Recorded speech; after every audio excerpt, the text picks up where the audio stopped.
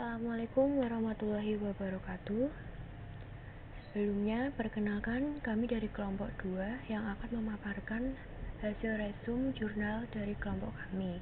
Kelompok kami beranggotakan yang pertama ada Rena Dwi Setiani, yang kedua Juan Bayu Erlangga, yang ketiga Elson Kristianto Edi, yang keempat yaitu saya sendiri, Nadia Sherly Widya Putri.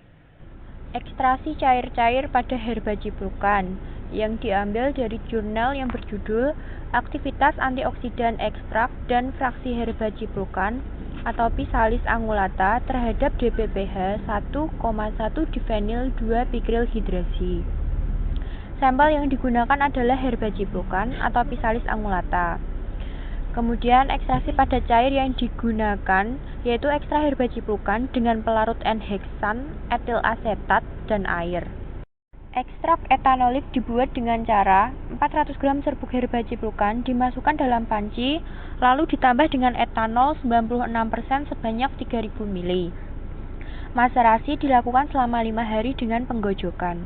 Setelah itu dipisahkan antara filtrat dengan ampas. Selanjutnya, ampas dibilas dengan etanol 96% sebanyak 1000 ml. Ekstrak yang diperoleh dipekatkan dengan vakum rota evaporator pada suhu 40 derajat Celcius. Selanjutnya, disebut ekstrak etanolik herba ciprukan.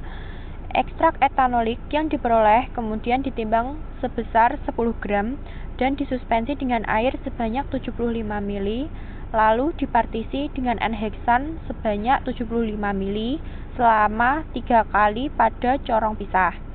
Lapisan N-heksan selanjutnya dikumpulkan dan dipekatkan dengan vakum rota evaporator. Sari N-heksan yang kering ini selanjutnya disebut dengan fraksi N-heksan. Lapisan berair sisa partisi dengan N-heksan kemudian dipartisi lagi dengan 75 ml etil asetat sebanyak 3 kali. Lapisan etil asetat dipisahkan dan dipekatkan dengan vakum rota evaporator dan diperoleh fraksi etil asetat. Lapisan air diuapkan di atas waterbed sampai kental yang kemudian disebut dengan fraksi air. Fraksi yang didapat masing-masing ditimbang untuk mendapatkan persen rendemen terhadap bobot awal. Persen rendemen fraksi yaitu N-heksan sebanyak 23,93%, etil asetat 38,97%, air 34,21%. Jadi, kandungan senyawa yang paling banyak adalah alkaloid yang bersifat semipolar dengan sampel etil asetat. Apakah total rendemen fraksi yang diperoleh mendekati 100%? Iya, mendekati nilai 100%, karena hasil yang didapatkan pada rendemen ekstrak dengan rata-rata sebagai berikut. Yang pertama, pelarut N-heksan sebanyak 23,93%, etil asetat 38,97%, air 34,21%. Ada penyusutan dan kenaikan nilai rendemen, tetapi terlalu signifikan. Karena fraksi hasil ECC selanjutnya digunakan untuk identifikasi kandungan senyawa, mengukur aktivitas dari ekstrak dan penyaringan dari tanaman herbal. Selanjutnya kita akan membahas tentang identifikasi senyawa yang menggunakan metode KLT.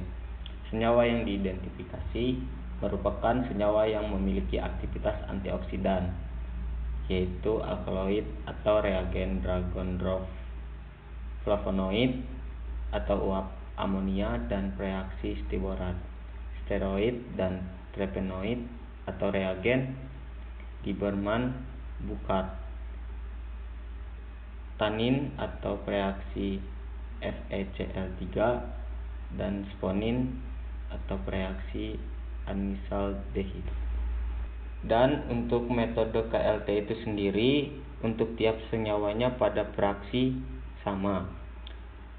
Untuk hasilnya itu sendiri, hasil identifikasi alkaloid menghasilkan hasil yang positif karena saat penyemprotan menggunakan Dragon-Drov menghasilkan bercak yang berwarna gelap dengan UV 254 nanometer dan berwarna coklat dengan UV 366 nanometer. Dan hasil yang kedua, hasil identifikasi flavonoid menghasilkan hasil yang positif karena penyemprotan menggunakan sitiborat dan menghasilkan bercak yang berwarna gelap dengan UV 254 nanometer dan berwarna kuning dengan UV 366 nanometer. Untuk hasil yang ketiga, hasil identifikasi steroid menghasilkan hasil yang positif karena saat penyemprotan menggunakan bukar dengan menghasilkan bercak yang berwarna gelap dengan UV 254 nanometer dan berwarna ungu dengan UV 366 nanometer. Dan hasil yang terakhir, hasil identifikasi saponin menghasilkan hasil yang positif karena saat penyemprotan menggunakan anisaldehid dan menghasilkan bercak yang berwarna gelap dengan UV 254 nanometer dan berwarna ungu dengan UV 366 nanometer. Sekian hasil dari kelompok kami. Apabila ada salah kata atau ada kata-kata yang kurang berkenan, mohon untuk dimaafkan. Akhir kata saya ucapkan terima kasih.